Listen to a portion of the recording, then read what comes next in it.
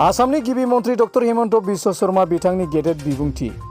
आसाम आरो मिजोराम सीमायाव जानाय जाथायाव रुंसारि जानाय पुलिस जवानफोरनो नखराव 50 लाख रां महरै अनसुंथाइ होगोन आसाम सोरखारा। डक्टर हिमन्त बिश्व शर्मानि गेदेर बिबुंथि।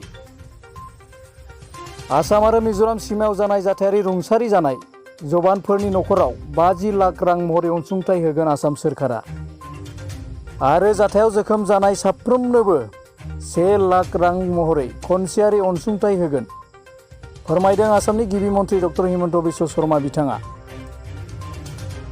आसाम आरो मिजोराम सीमायाव जानाय जाथायाव गोब्राब जोखोम जानाय साफ्रोमनोबो 1 लाख रां महरै खनसेयारि अनसुंथाइ होगोन आसाम सरकारा, फोरमायदों आसामनि गिबि मन्त्रि डक्टर हिमन्त बिश्व शर्मा बिथाङा।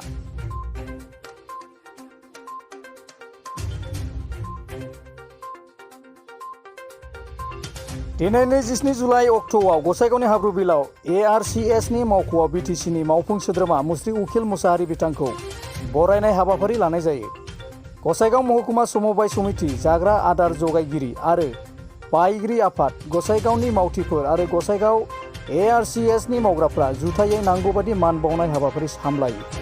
गसाइगाव महकुमानि फालांगि बायगिरि समबाय समितिनि आफादगिरि मुस्रि पुरनजित नार्जारिनि आफाद सामलायनायाव मुस्रि महेश्वर ब्रह्मआ मेलनि गासैबो गोनां बाथ्राफोरखौ गुवारै बेखेवनानै होयो। बे हाबाफारियावनो गसाइगावनि समबाय समितिया मुस्रि उखिल मुसाहारिनो गांसे गोसोखां बिलाइ गथायो आरो बे गोसोखां बिलाइयाव 2019 मायथाइनिफ्राय 2020 मायथाइसिमनि गारिनि मुज्राखौ मोननाय जायाखैखौ गोसोखांफाम होनो थाखाय रेबखांनानै होनाय जायो आरो बे गासै मुज्रा मोननांगौखौ बख'नानै होनोबो खावलायदों उखिल मुसाहारि बिथांखौ।